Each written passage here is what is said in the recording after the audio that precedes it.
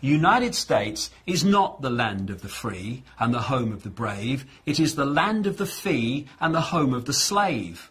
And more Americans are waking up to that fact, and hallelujah to that, because only if they do so and then act upon their new perception will they truly have any chance of living in a land that is anyway associated with freedom, and a land that makes a contribution to peace in the world, not a contribution to more and more slaughter, more and more conflict, and therefore more and more acquisition of people and land.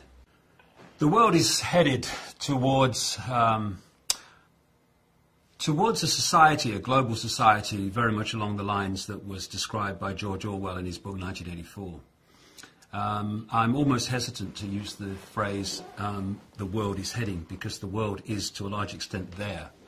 It's not a case of whether we are going to allow the world to go into a police state. We already are in one. The question is, how deeply are we going to allow it to happen? The reason now that we're seeing more and more of this police state around us in a form that we can see and cannot any longer deny is because humanity is waking up. There are enormous numbers of people who are now beginning to allow the veil to lift and allow themselves to see what they couldn't see before. When I started talking about all this 20 years ago and writing about it, I was talking to a man and a dog when the dog could be bothered to turn up. I was the nutter in Britain, the person people laughed at and dismissed.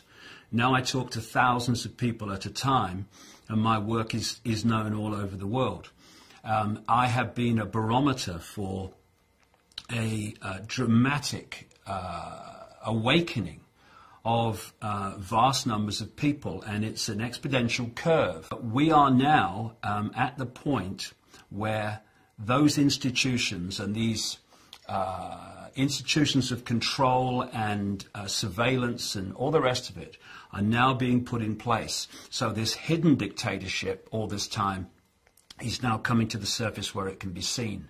And this gives us an opportunity for people to actually start to do something about what's happening.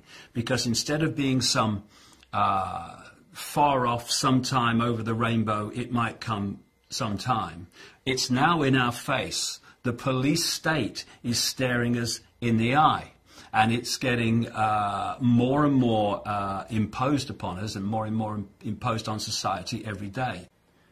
They look at the world, they know there's something not right. There's something that's not the way they want it to be, and they feel uneasy about it.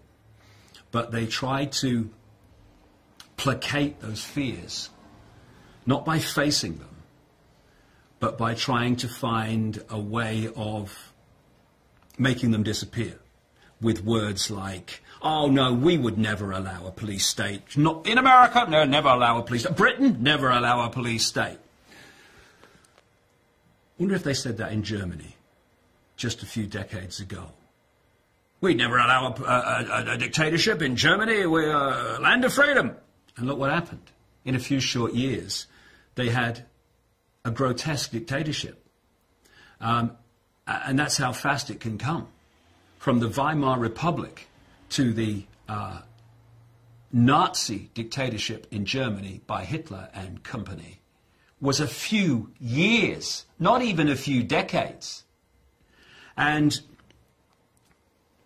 the greatest weapon of any dictator is to divert attention from the people.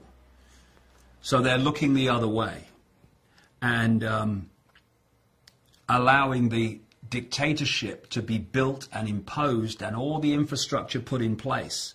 So by the time they absolutely have to face reality, it's all there. It's all done.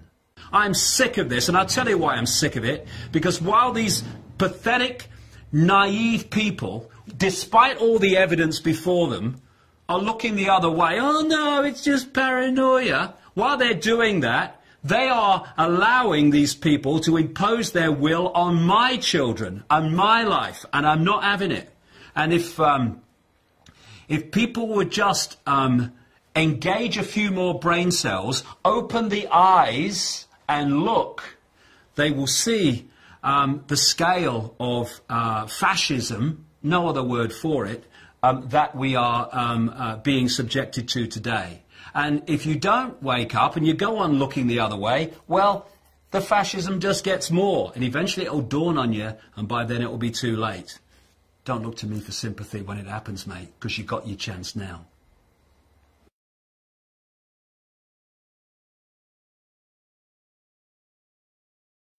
Good Lord.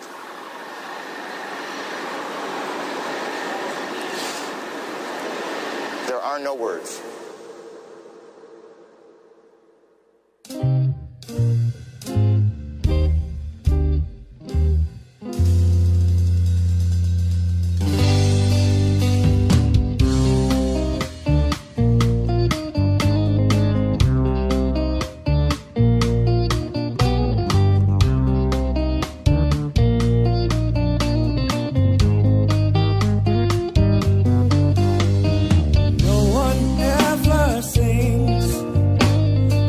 Just more